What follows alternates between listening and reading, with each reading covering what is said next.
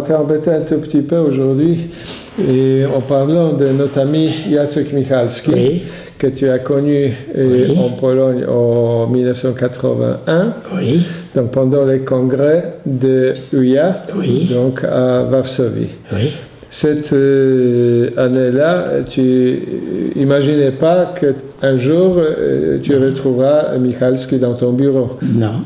Il y avait un célèbre architecte orateur, Bruno Zevi, Oui. je me souviens.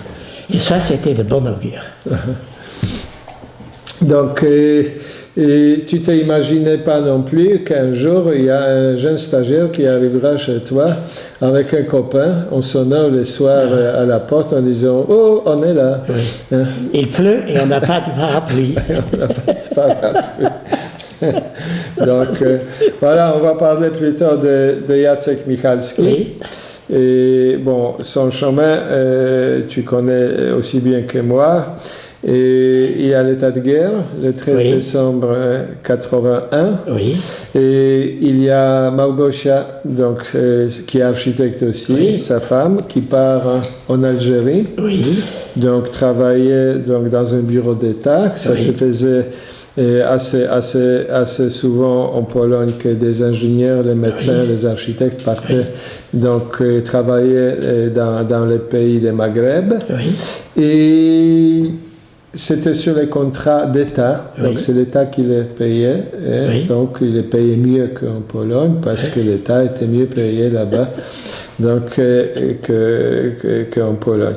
Donc voilà, Jacek est resté seul donc, à Varsovie, et Małgosia est partie avec Andrzej, le fils, qui avait, je ne sais pas, Très jeune, très petit. quelques années, le petit. Quelques kilos. Voilà. Et Jacek les a rejoints après un an, si je ne me trompe pas. Oui, c'est possible, oui.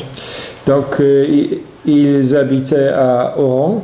Donc, là, tous les deux, ils ont travaillé dans les bureaux d'architecture. Ils habitaient dans un immeuble un peu socialiste, hein, on peut dire, entre les guillemets. Et parfois, ils habitaient même à la plage. Hein, parce que les villages de vacances étaient vides, donc ils étaient logés sur la plage. Donc c'était naturellement un peu plus agréable. Oui. Et après 8 ans de travail en Algérie, il m'a contacté en demandant est-ce que tu peux parler à M. Reuter, est-ce qu'il n'a pas besoin d'un architecte? Oui. Voilà. Donc, M. Reuter m'a répondu que oui. Et Jacek, avec sa famille, sont arrivés en France hein, par l'avion et en train jusqu'à Thionville. Oui. Ils n'avaient pas de visa. Ah, ça, je le sais, oui. À l'époque, je crois, et ils avaient le visa français. Je crois que les droits de séjour au Luxembourg sont faits plus tard. Après, oui. Oui, oui. Donc, je les ai cherchés à la gare de Thionville et ils sont arrivés au Luxembourg. Ils ont habité chez moi pendant 3 mois, je crois, avant de trouver un logement. Et c'était en 1900 Et oui, 90, 12. 92, je crois. 12, Oui. oui, quelque chose comme Oui. ça. Donc, la collaboration avec Jacek a commencé comme ça. Oui. Voilà. Donc, les premiers projets que vous avez commencé ensemble, Oui. c'était quoi? Tu te rappelles encore? Il faudrait que je me souvienne ce que c'était, mais c'était probablement... il y a eu un tas de projets, parce que comme chez tous les architectes, ils font beaucoup de projets, mais qu'il y a même, selon la moitié ou le tiers des projets qui sont réalisés. Donc, on a fait les concours, on a fait beaucoup d'études, et le premier projet réalisé, je pense que c'était une maison près de la Poste, au centre de la ville. Ah, au coin. Au coin, juste près de la Poste. Photographié aujourd'hui. Oui, ça c'est le premier où il a participé à la réalisation et au détail. Donc, c'était le premier. Oui. Les bâtiments n'est pas très bien entretenu par les propriétaires. Non. Et je remarquais que la librairie française est partie aussi. Oui. Voilà. Mais les bâtiments, il avait une situation importante quand même, parce que là, à côté de la poste centrale, et le bâtiment historique, et ce quartier-là, il y a encore quelques immeubles qui sont de qualité, qui sont bien travaillés avec les détails en pierre. Et un projet très compliqué, parce que ça allait encore dans la rue qui était derrière, donc ça traversait tout le quartier, et au départ, on devait construire deux étages de moins. On avait fait un projet tout à fait différent. Et on a eu beaucoup de batailles pour arriver au résultat où on est finalement arrivé.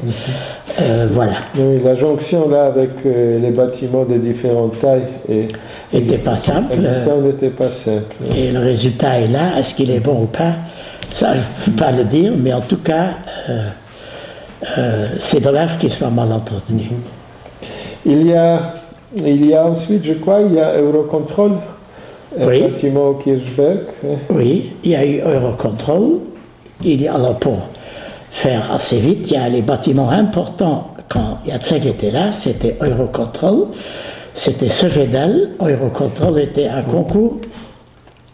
Sogedal était un concours. Et puis, il y a eu... il y a eu le projet du château d'eau, qui lui n'était pas un concours, qui était un projet qui nous a été confié par la société des eaux du Sud, dont la mise en place a duré extrêmement longtemps, dont on pourrait discuter et dire des heures entières pour ce que c'est. Moi, je considère que pour moi, c'est un des projets les plus satisfaisants qu'on a fait, et que personnellement j'aime beaucoup, j'aime vraiment beaucoup.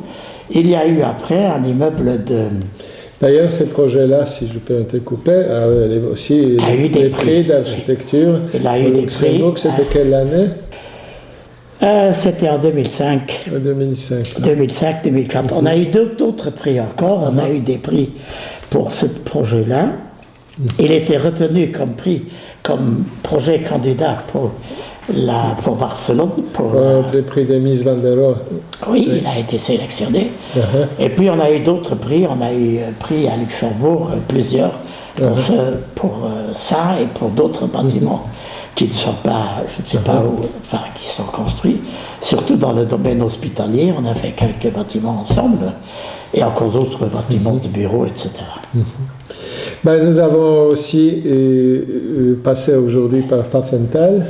Oui, voilà, donc, un concours aussi. C'est un concours gagné, c'est un grand projet aussi, important pour ce lieu-là, parce que c'est aussi un lieu historique.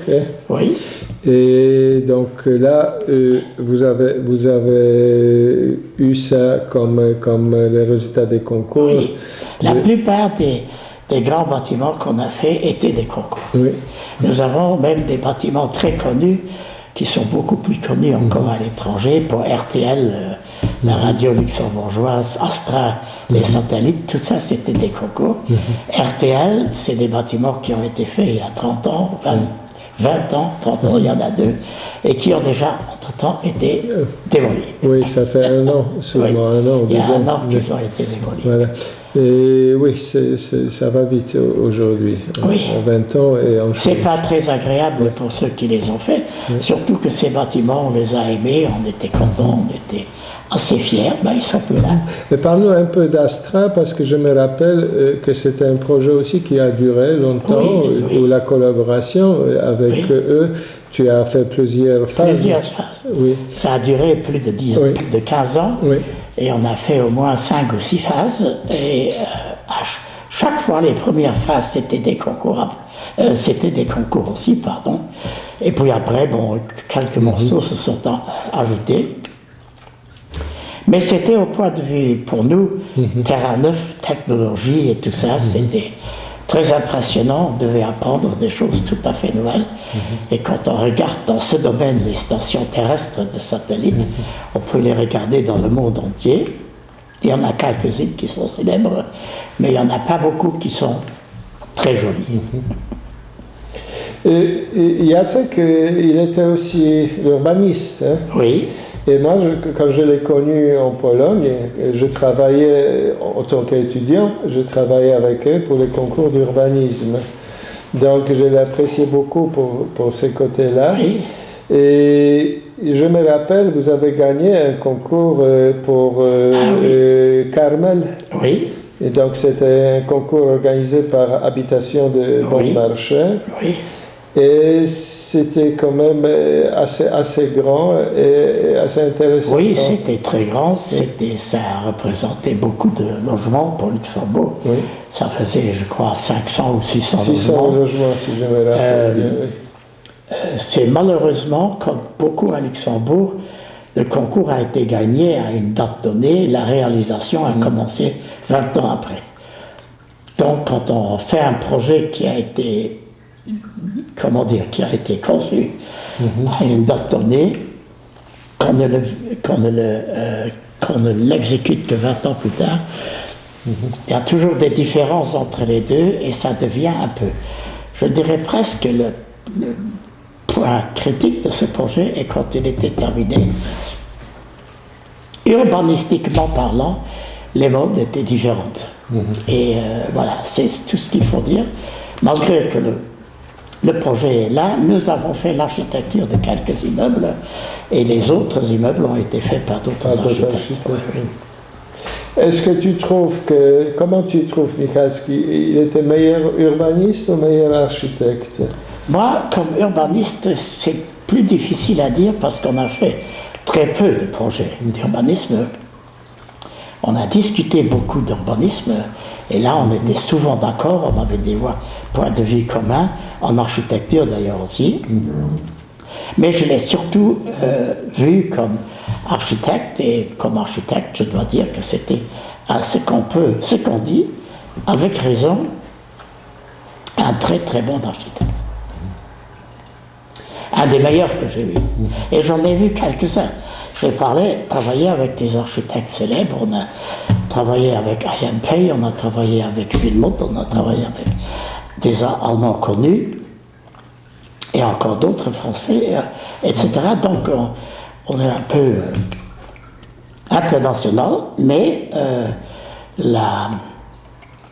lui était un monsieur, je dis exprès monsieur, c'était un grand monsieur de l'architecture, c'est comme ça qu'on peut le dire. Est-ce qu'il a travaillé aussi sur les projets des musées ou... Non. Il y a un tas de projets, comme les grands messieurs de l'architecture, ont parfois pensent parfois qu'ils sont un peu comme des stars. Je ne dis pas ça méchamment, mais c'est comme ça la vie. Et il n'était pas directement, il ne voulait pas tellement... Enfin, c'était pas son truc. Et nous avions, pour le musée, nous avions une cellule dans le bureau à part. On avait une douzaine de personnes qui le faisaient ça. Et il faut savoir que sur ce projet, au total, on a travaillé plus de 18 ans sur ce projet. Donc ça fait beaucoup. Ça fait beaucoup. Et quel souvenir tu as de ces années de travail ensemble? Est-ce que tu trouves que ensemble vous avez pu améliorer toujours votre architecture, d'avoir des rapports, parfois ce sont des rapports durs parce qu'il faut discuter, il faut défendre le point de vue. Les rapports étaient toujours très amicaux, les rapports étaient toujours plutôt gentils. Lui, il avait une qualité que moi je n'avais pas, il avait un genre de discipline militaire pour faire un projet, ce qui a introduit dans le bureau une dimension de rigueur qui n'était pas là avant. Et ça, je dois dire, pour ça, il était impeccable aussi, pour diriger les concours et tout ça. La rigueur, évidemment, dans la pensée, le début, la fin, c'était quelque chose qui était très étonnant et qui me faisait parfois penser. On avait des architectes français, allemands, on avait un peu de tout au bureau, évidemment aussi. des Luxembourgeois, mais ça me faisait parfois un peu penser, et quelques amis collaborateurs, notamment allemands et français, lui disaient toujours qu'il était comme un conducteur de char. Ça passe. Hein? Ça passe ou ça casse, mais avec lui, ça passait toujours. Et c'était plutôt une façon de faire très bonne, toujours très polie, jamais extrêmement poli, même si on n'était pas d'accord. Et il y avait la règle que s'il y avait des désaccords qui ne pouvaient être arrangés pour des raisons multiples, ça n'est pas arrivé souvent, c'était assez rare. Finalement, celui qui était le patron, il décidait, c'était moi. Donc, il acceptait ça très bien. Et je dois dire, ce n'est pas arrivé souvent non plus. Donc, est-ce que... à recommencer, je le ferai. Je pense que lui, il n'a pas connu ton père qui était architecte. Non, mon père était mort, oui. Voilà. Donc, ton père n'était plus déjà là. Oui. Et... voilà, nous avons connu Michalski autant que l'homme, nous avons connu autant que l'architecte, et nous avons gardé dans la mémoire aussi des choses un peu plus tristes à la fin de sa vie. Oui. Donc les maladies qu'il devait affronter. Oui. Donc aussi le départ de sa femme, Małgosia, qui était architecte. Son départ aussi. Et son départ aussi. Quelque chose de très triste qui nous a tous marqués et on aurait préféré que ça n'arrive pas, évidemment. Ben voilà, Georges, tu as encore quelque chose à dire sur votre travail, moi, j'ai quelque chose à dire, c'est comme un type qui a gagné une course de vélo ou le Tour de France, je ne veux pas dire les mêmes choses, les mêmes idioties. On a fait ce qu'on a pu, et je pense qu'on a fait quelques trucs de bien. En tout cas, on l'a fait avec beaucoup de cœur, on l'a fait avec beaucoup de passion. Et c'est ça qui nous unissait le plus, je pense, que le pont qui était entre Jacek et moi, chacun dans son domaine, c'était la passion du métier. Et ça, c'était très important. Et les gens qui travaillaient avec nous avaient tous la passion du métier aussi. Et de temps en temps, quand il y en avait un qui ne l'avait pas, il travaillait sur autre chose, mais voilà. Ben voilà, donc notre exposition qui va ouvrir le 25 février, donc le vernissage est le 25 février, vendredi. Et il y a l'invitation de monsieur l'ambassadeur donc du Grand-Duché à Varsovie et qui m'a posé la question qui aimerait bien venir ce jour-là à Varsovie. Donc je te pose la question, je t'invite. Si je peux, je viens. Je suis un peu handicapé parce que j'ai des problèmes aux genoux. Quand on prend l'avion, on vole avec l'avion, on ne vole pas avec les genoux, donc théoriquement, ça devrait... Mais je ne peux pas donner une assurance maintenant, tout de suite, comme ça. Donc, mais je ferai tout pour. Donc voilà, en tout cas, j'espère que tu arriveras à le faire et que nous pouvons le voir une fois à Varsovie. Avec grand plaisir. Parce que ça fait longtemps que tu n'étais pas à Varsovie. Avec grand plaisir. Et la ville a changé énormément.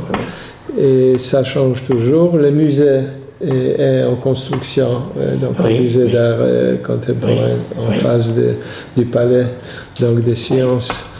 Et donc ça bouge et tous les bâtiments qui sont nés là derrière les palais, donc tout d'un coup ont changé beaucoup la silhouette de la ville.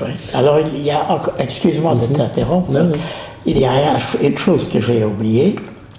Nous avons aussi travaillé avec un autre grand architecte polonais, M. Kikowski, avec lequel on a été retenu pour participer au 2e stade ou au 3e stade au concours que l'OTAN avait organisé pour construire le nouveau quartier général de l'OTAN à Bruxelles. Nous n'avons été arrêtés à la phase juste avant. Donc, on a participé, je crois, deux ou trois tests, et puis, malheureusement, Pas la finale. pas la finale. Mais ils étaient chez nous au bureau pendant 3 semaines. C'était des préparations énormes, et c'était un travail très agréable, parce que c'était l'utile et l'agréable. Et ça, c'était pas mal. C'est répéterai aussi avec plaisir. Non, ben, tu le verras, donc si tu viendras à Varsovie, il sera là, j'ai eu l'occasion de lui parler. Et c'était... Tu vas aller à la télévision, coucou. C'était donc, ce sera une occasion de le voir. Avec plaisir, avec plaisir. Ok. Est-ce que vous voulez un café?